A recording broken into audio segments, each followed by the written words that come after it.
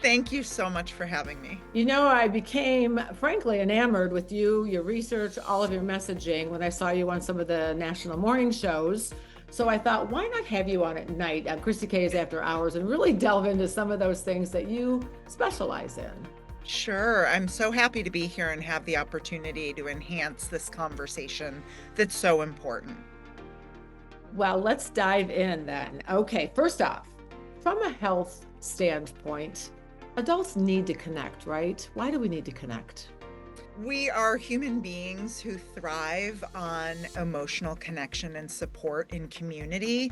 And oftentimes, what I'm seeing in my practice that I primarily treat women in middle age is that there is a lot of stress and overwhelm around balancing this sandwich generation between raising kids and having aging parents, and maybe being in a relationship and managing a job. And oftentimes, friendships are the last thing on the priority list. And it really needs to be something that is front and center in our life, because that connection is what helps us feel less alone and more that we have support in getting through some of the day to day. And it's so true. And as we age, it seems like it's harder and harder to disconnect. I know loneliness is a bit of an epidemic, as I'm hearing, especially Absolutely. after the pandemic. Mhm. And, I feel like we disconnect from others. I feel like sometimes maybe that's intentional. Other Yeah. times, for me, I kind of want to just go hide out in the bedroom sometimes and go under Yeah. the covers and just take a minute and not go out in public and be as social as I have to be every day in my job. Sure. And Kristi, I think that's so important for people to hear, that that isn't necessarily a negative. The way that we think of it is isolation, but I like to look at it as recharging. As long as we have a variety of things that we're doing and we're not only isolating, but that we are recharging. And a lot of times, for women especially, we tend to burn the wick at both ends. And the older we get, the more choosy we need to be with who we surround ourselves with, because we are feeling drained and overwhelmed and juggling many things. And if we're putting energy into relationships that we're not getting a whole lot back, I really empower my clients to maybe take a personal inventory on the people you're surrounding yourself with. And if you're not getting a whole lot back, it is okay to distance yourself. We have friendships for seasons sometimes, and we have mutually beneficial relationships, and some where we're not getting as much back. So sometimes we do need to distance ourselves. I really like that. And sometimes people don't serve us in a positive way, and it is time to kind of step away. So that's great advice. And are you telling me then that I'm not going to be the old cat lady in old age that's just hiding out in my house by myself? Well, I think what's important is that we are choosy about maybe trying new activities. For so long, I think we have felt, many women feel like we've had to fit into a certain mold. And in middle age, especially, there can be a time for renewal and trying new things and engaging in maybe hobbies that you haven't tried before. And with that, you're connecting with like-minded people. That is such a smart thing to do. We need to make a list and really go for it and intentionally think about that. And who do we want to surround ourselves with? And what kinds of activities really make us happy? That's the word that you hit that is so important. Be intentional about creating the life that you want and the people you want to surround yourself with. Well, let me tell you, you and I have so much in common when it comes to women and empowerment. I love empowering youth, girls, boys, teenagers, preteens, all of the above.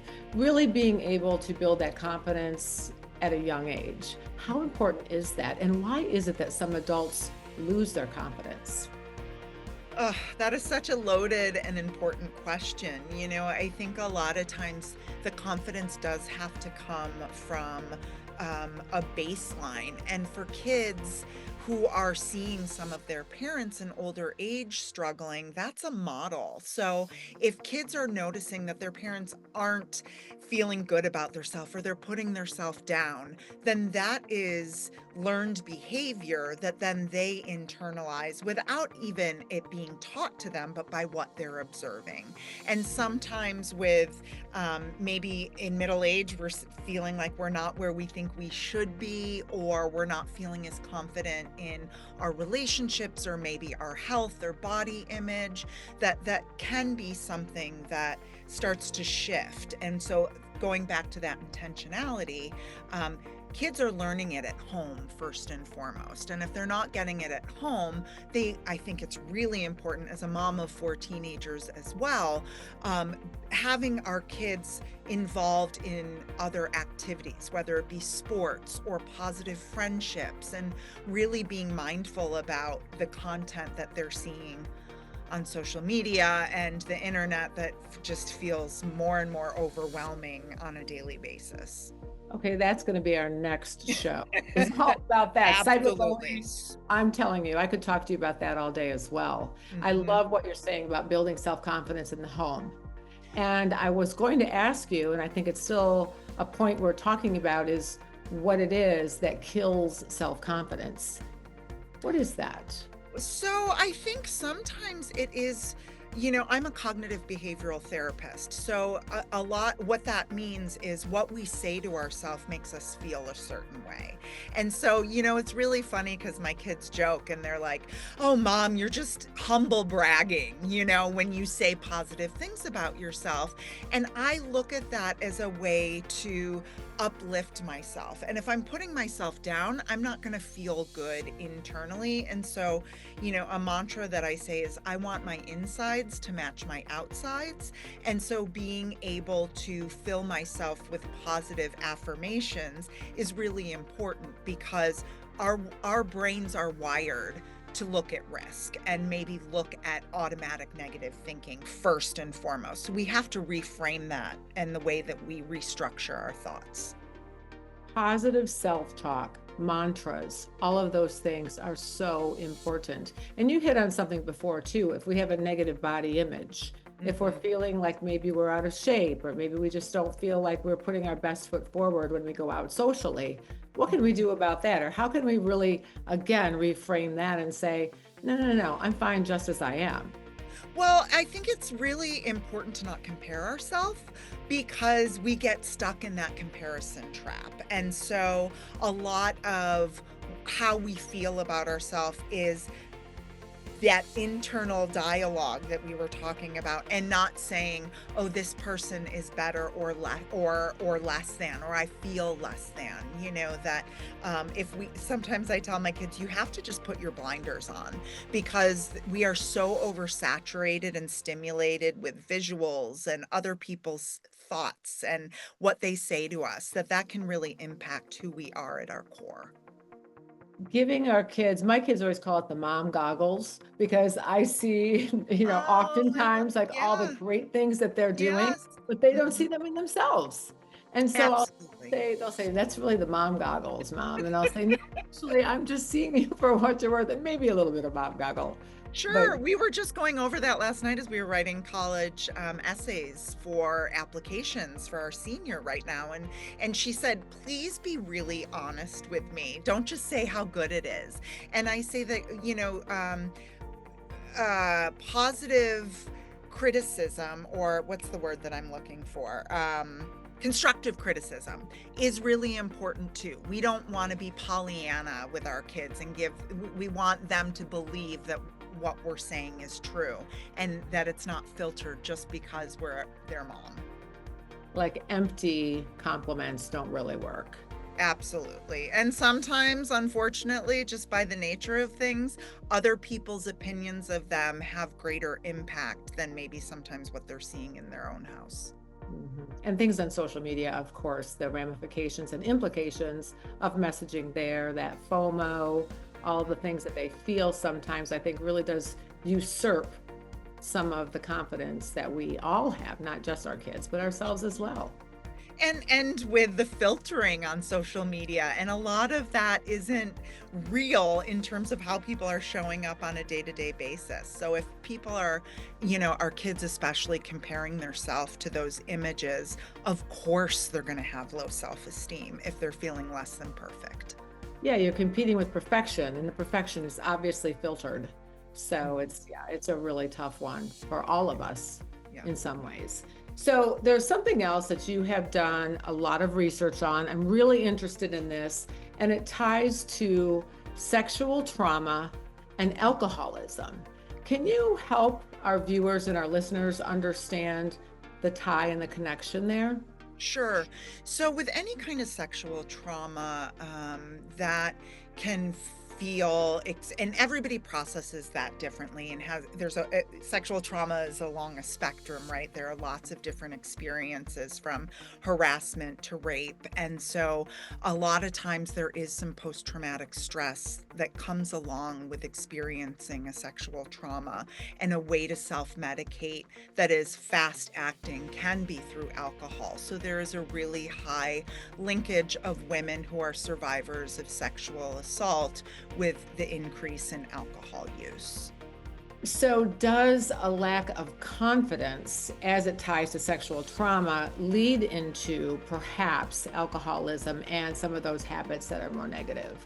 Sure, because a lot of times women are isolating after they have an experience like that. And a lot of times the alcohol can calm down any of the flashbacks or the depressed mood or increased anxiety. And so it can be a coping mechanism for women who are survivors. And so oftentimes when I'm working with both of those things with clients, we do try to focus on reducing the alcohol use or eliminating it completely to get a real understanding of what's going on with the trauma.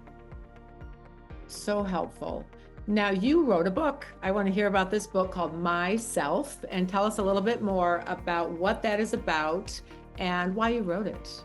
Sure. So, Myself is an autobiography of survival. And as the oldest of 5 children, I grew up above my parents' bar. So, I say that's a pretty loaded opening to where the book begins. And I have a lot of my own trauma and alcohol abuse as well. And so, what I tell people is not only am I a trained professional, but I have lived experience. And a lot of the story is about overcoming sexual trauma as a young child, as well as a random act of violence on the streets of Chicago, and how I did use alcohol to cope, and ultimately decided to give it up completely. And I've been sober for 12 years now. So the book is really a story of hope.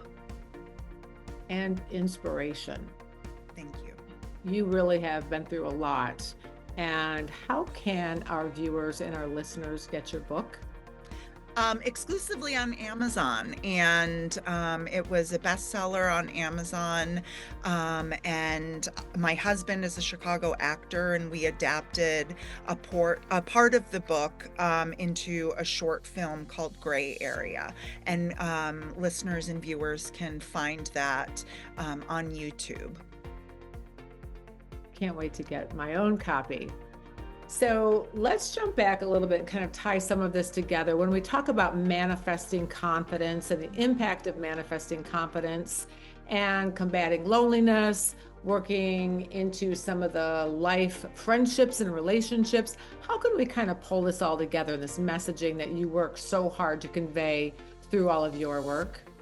So it needs to be an action-oriented approach. Sometimes people will come to me and say, I just want to feel more confident. How do I do that? And it is teachable. I think oftentimes people think we're just born into the world a certain way. And yes, there's some truth in that, but it is also a daily practice, especially for people who have a history of mental health disorders or family trauma, or as I talk about, alcohol being such a saturated social acceptance, and how people can break some of those family cycles, that every day we need to work towards positive self-talk, meditation, writing down very specific, concrete goals.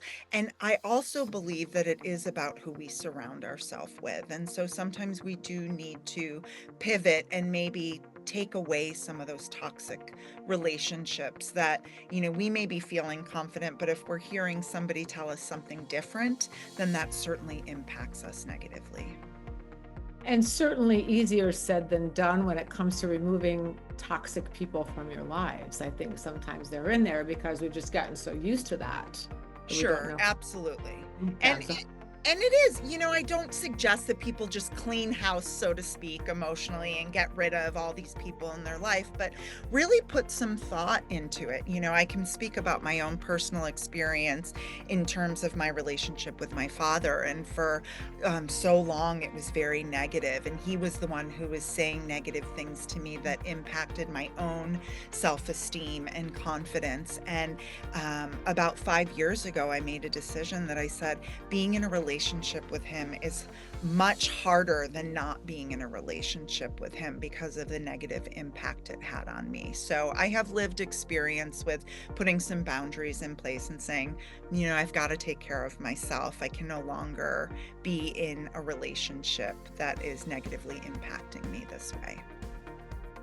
so brave. And I think one of the things I just took away from that is really making some bold moves in our lives and not being afraid to do so when we recognize that something is not, as we said earlier, really serving us in a positive light or is frankly unhealthy. We need to really not be afraid to make that bold move and take a stand and step out. Yes, risk taking is so important. We only have this one life, and the one thing I don't want people to have at the end of the day is regret about something that they allowed to happen that wasn't serving them or something that they didn't take action on. I love that. And I think about what you just said, only one life. And as we move into future chapters of our lives, really making sure and setting those intentions of fun and purpose and just Mhm. enjoying the people and the activities that we are involved in. So how about some Fun. action? Fun and laughing is so important. We have to find humor, especially now when things can feel really heavy for people. I think we just need to continue having these conversations about loneliness, connection, friendship, aging in a fun and healthy way, and really taking those steps that are bold. So, Kelley, how do our viewers and our listeners find you? Are you on social? Tell us about your website. Sure. So my website, my name is spelled Kelley, Kitley,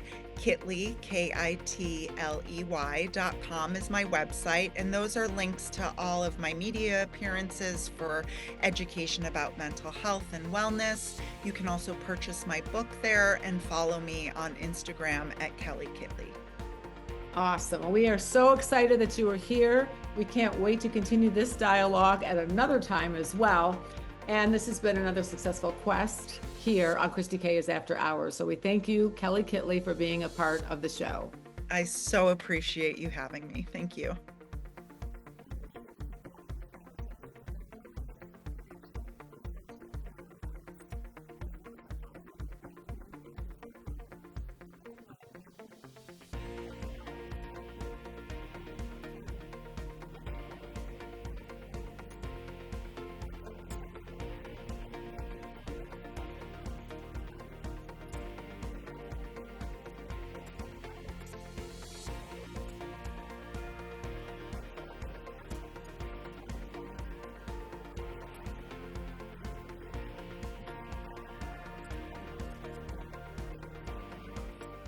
Thank you to our underwriter, KeyBank. We love you. If you'd like to be a guest on Kristi K is After Hours or have a topic and an expert you'd like to book, reach out to me via email or on LinkedIn at Kristi K. Hoffman or on Instagram, Facebook, and X at Kristi K Media.